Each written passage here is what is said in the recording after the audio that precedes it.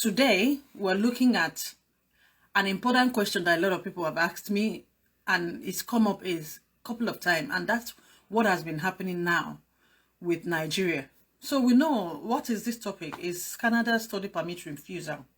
I want to look at the reasons and why. What do you do when you are rejected your study permit in Canada? That's what we want to look at. Now, Canada is now a dream come true for most international students because of the programs they have. It's easy to settle in Canada. The tuition fee is cheaper. They're very welcoming people. There is a lot of reason why people are rushing into Canada now. With the COVID event, is even made it more serious. Now people are migrating in heaps into Canada. A lot of people are now going through studies because they know study is the easiest way. When people ask me what is the easiest way to settle in Canada, I always tell them is study. Study is the easiest way to settle in Canada because it allows you to come into Canada and gain the in-Canada experience. And there are a lot of pilot programs here that allow students to settle in Canada. Even there is a new talk to extend work permit for Canada graduates, international graduates. That I will bring up in my next video, right? So these are the reason why it's a dream come true for any international student to come and study in Canada. But they think that the most important part of it is getting admission. Once you have that letter of acceptance, oh, I have achieved it, I have a letter of acceptance. That's not true. The important, serious part of it is your study permit. Because I've seen a lot of people with study permit, but they end up not having, I've seen a lot of people with a letter of acceptance, but they end up not having study permit or their study permit being rejected. Do you know that in 2020, just this last year we passed now, that IRCC reported they have 39% rejection in 2020. And this rejection is nearly about 5 in 10 application, right? So 10 application, almost half of it is rejected. The most painful part of it is that this rejection is mostly from Africa. 25% of this 39% is from African applicants, which is 3 in 4 applications are being rejected every day from African students. We keep wondering, why is that? Is there a reason for that? I believe it is because we do not pay attention to what we are submitting. We are very eager to do it. We do not ask questions. Most of us, from what I've discovered, most of us have refused to even study. Sit down, read, understand why you want to do it. What are the reasons why they could reject you? What are the evidence you need to show them? What do you need to prove in your application to avoid being amongst this percentage of rejection? Now, let's look at most general rejection. I'm going to look at 5. And this is basically the most rejections we see. Reason for rejections we see. Sorry. That is the support money. Here we call it show money. It's show money because you show it anyways. In as much as you show it, you need to prove how this money came by, right? Some people, I had somebody came to me and said to me, a client, that I had the required money in my account, but they still rejected me. And I said to the person, let me have a look at your account. Really, sometimes you don't have the required money. You think you do, but you don't have the required money. Again, you have not been able to explain to them where the money came from. You need to tell them how this money came from. Is it from your work? Is it from your husband's work? Is it your savings? Did you sell a property? There are the important things you need to really explain when it comes to the support money. It's not about getting a bank statement and put it there and that's it. No. They will have to question you because they know that there are some people that are very cheeky and tricky. They can go and borrow money from here and there, collect loan and put it in the back and give it to them without explanation. Again, it's not about having this money too. You need to make sure that that money that you have in your account actually covers for your journey. Your flight ticket to Canada and back. Your tuition fee. Is it covered in that money that you have in your account? Your support money. The money that you need. Canada has always said that a student needs $10,000 to settle in other provinces and 11,000 in Quebec. It used to be 10,500, but because of COVID, they reviewed it. 10,000 to settle in every other provinces. In Quebec, it's 11,000 for the student. Then do you have enough money to support your family, your accompanying family? Even if they are unaccompanied, you need to show evidence that you can support them, right? If you do not do that, that's the reason for their rejection. So you always need to remember that it's not about the show money. It's a show money. It's not money you use. Yes, you don't have to finish it. Canada know that you can't finish it. But they want to know that if you need it, you will access it. If that money is needed while you're in Canada, you access it. They are aware that you can come and still work in Canada, and they know that. But what if you come to Canada and probably you're coming in winter months? September is close to winter month. Maybe you're coming in September and there is no availability of job during that period. There is always job in summer in Canada. But let's look at winter period. That month that you just came in September and you're trying to settle down. September, what of the January said, you're trying to settle down. They want to make sure that you have enough money to maintain yourself while you study. And they don't want you to be studying and doing full-time work. Therefore, you're not giving time to your study. So you must prove to them that there is enough money for your journey. There is enough money for your tuition fee. There is that supposed money that you should have in your account for your maintenance in Canada and your accompanying spouse if they're in Canada. Even if your spouse are not in Canada, I'm giving you this as a tip. It's very important. Even if your family, your spouse and your children are not in Canada, you need to tell them how they will be maintained in your absence, right? While you are not in Canada, maybe you didn't come with your family.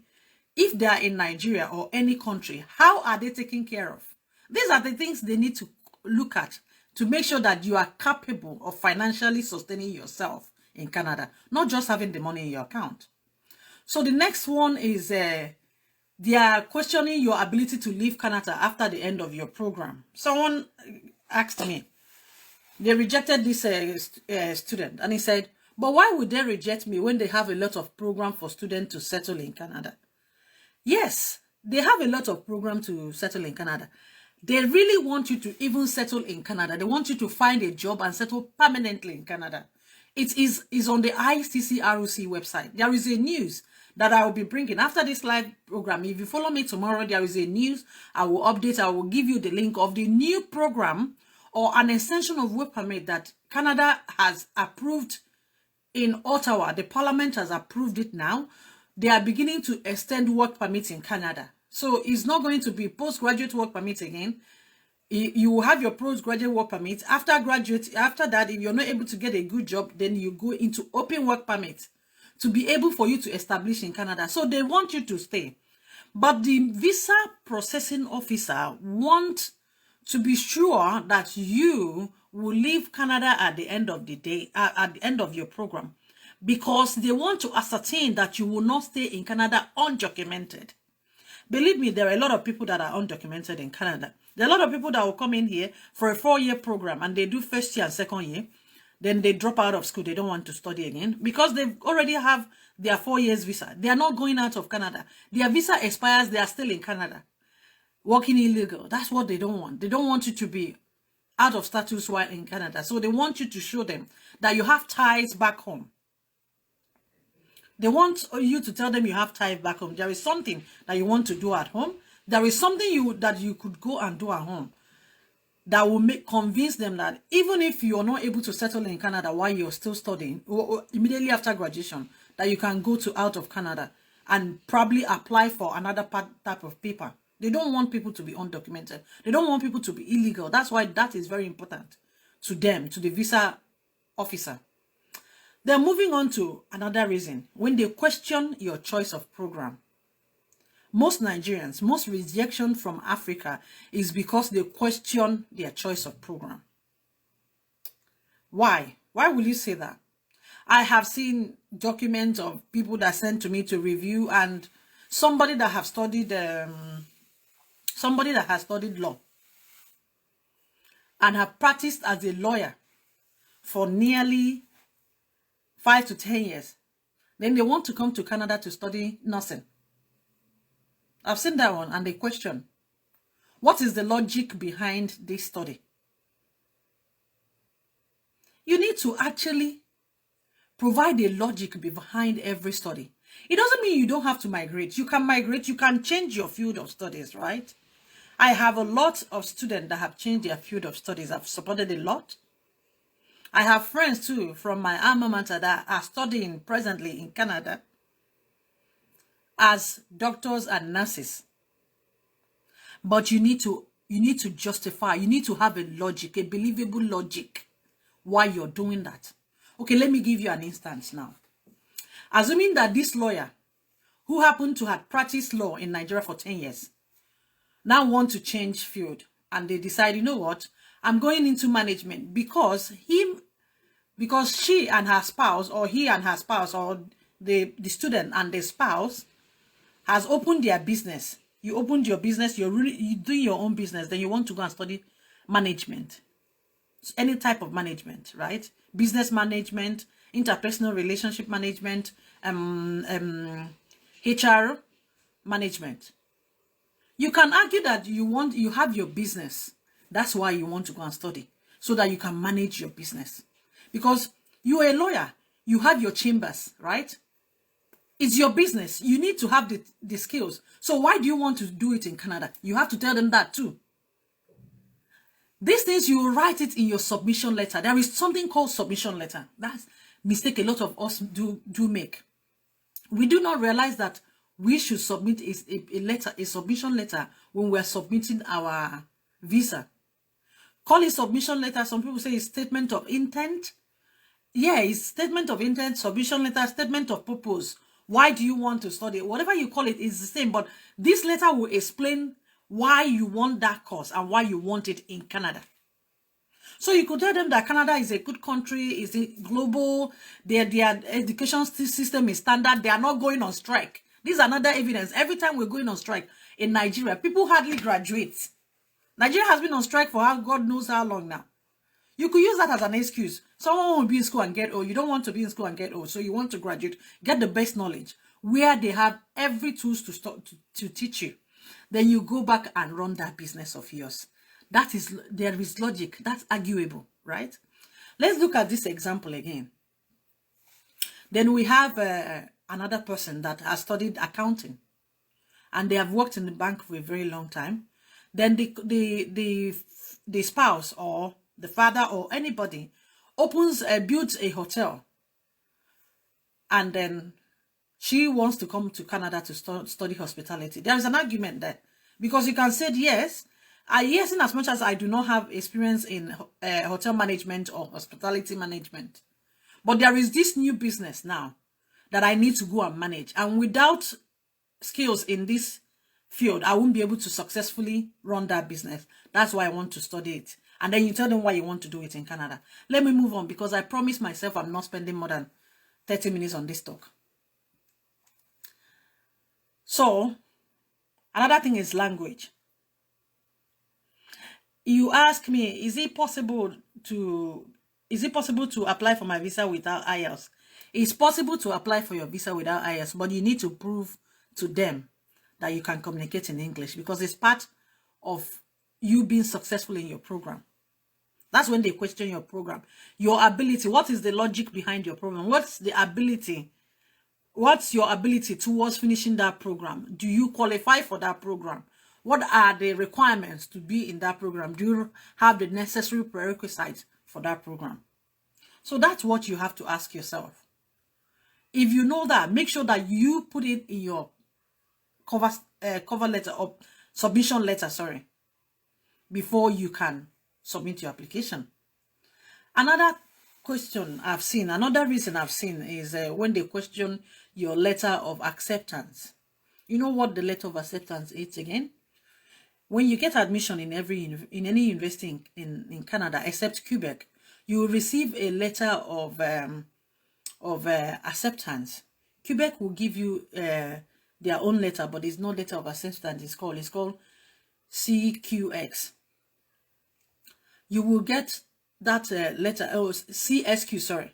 You will get that letter, and then use it to apply. Sometimes the visa officer will question this letter. The question they look at is, why is this school? Is the school in the list of DLI? If the school is in the list of DLI, the program they are doing is the offer to international students. That's where they question it, right? Another reason would be, if it's on the list of DLI, this is the newest reason now. If it's on the list of DLI, is it on the list of DLI COVID-ready schools? So when you're applying for school now, bear in mind there is COVID, and there is a new regulation. They have the list of DLI. There is another list now of the COVID-ready DLI institutions. So when you go to IRCC, I keep mentioning the website so that you can be able to go there and read up things for yourself.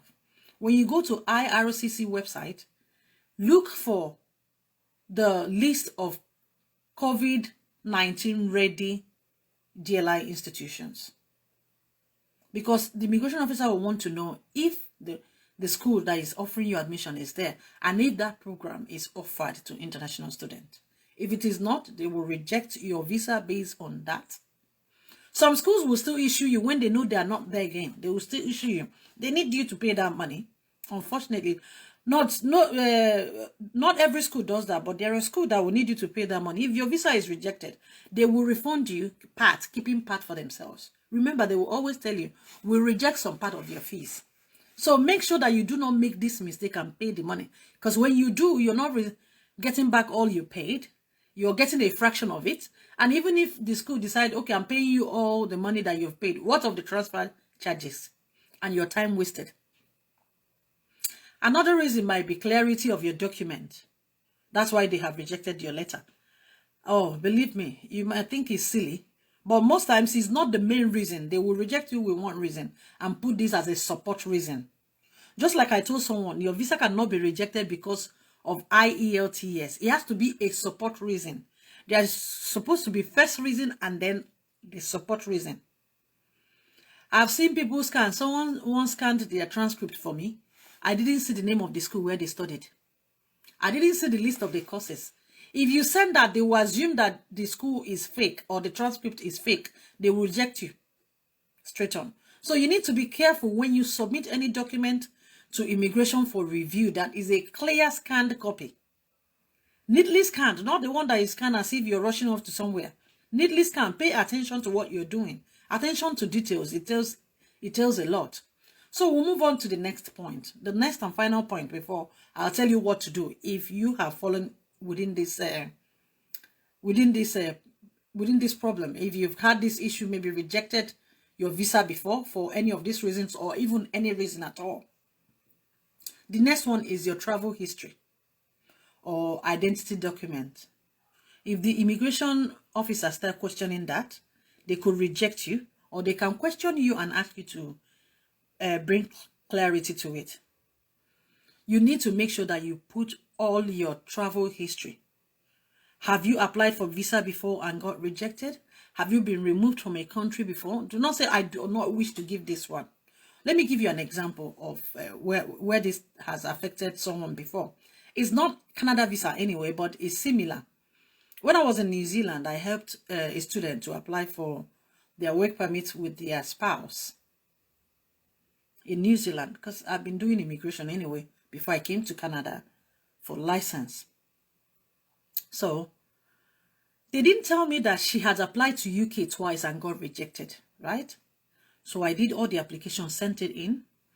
The student visa got approved, but the spousal visa was questioned because she didn't submit that information. I asked them and said, I don't think it's necessary, and they rejected me, and I later went to Dubai and South Africa. It's not right. It took a lot of petitioning and appeal to get that right, because that could be seen as misrepresentation. You intentionally removed it. Canada frowns at misrepresentation. If you misrepresent in your application, it will be withdrawn even while you are here in Canada. Even as a permanent resident, your permanent residency can be withdrawn for misrepresentation. your citizenship can be withdrawn for misrepresentation. So it's very important that you put it out there. Tell them. Remember, they will find out. You're submitting your passport, which is a biodata passport, which means your information are loaded onto that passport. Whenever a country rejects you, it is loaded onto your passport. Whenever you are stopped from entering a country, it's loaded onto your passport. So why lie about it? Why not tell them that in 2017, I applied to US and I got rejected for this reason, for that reason. You explain it. It's better you say it and explain it than you withhold that information. They will think that you intentionally did that. That's really, really bad on you. It will look bad on you on the wrong run. So be careful. Make sure that you put up all your travel histories or applications you've done before. Is very essential. Do not choose what to do, what to apply, and what to submit and what not to submit. You must submit all. You give explanation as to what happened, why it's approved, what you went there to do. Explain it. It's very essential. So what happens if your study permit is refused? If your study permit is refused, you can either appeal it or you do a new application. However, if you're doing a new application, you need to address the issues. You need to address the issue. How do you address this issue? In a new submission letter. You will address the issue that the immigration officer has talked about. Give them fresh documents for that. You can actually request for them to give you their notes they have on your application. It's your right. So you can apply to ICCRC and request for the note the visa officer have on your visa during your application. Then you can address it based on that reason, right? So it's very essential. But when it comes to appeal, if you want to appeal a refusal, I would ask you to actually seek help. Seek help from immigration consultants and lawyers. They understand the law, because when you want to appeal, you need to use the OPA. The OPA is the regulation book of Immigration Canada. You need to use that to back up yourself in your appeal. So I would advise you not to try to appeal for yourself if you're not confident.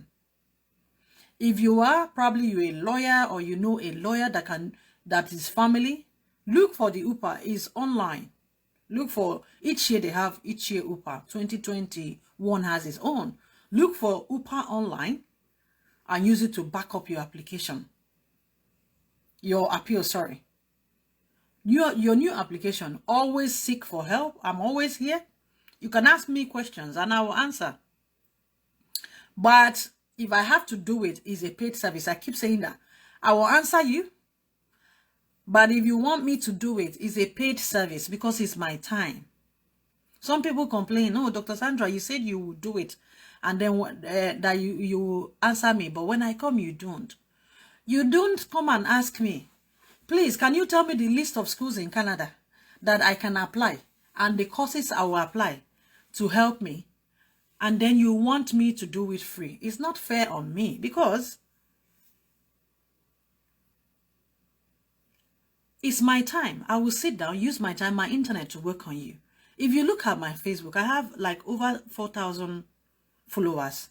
I'm grateful for that because without you, there is no Dr. Sandra. I'll just be in my room. If all these 4,000, let's assume that 100 decide to ask me this question, which I do get, and I sit down to address everybody, looking for admission that will suit everybody, free of charge, how do I feed myself and my family? I want us to be considerate sometimes. So that's why I would tell you what to do. You go do it yourself if you're not able to pay for the fees. But if you want me to sit down and do it myself, it's a paid service.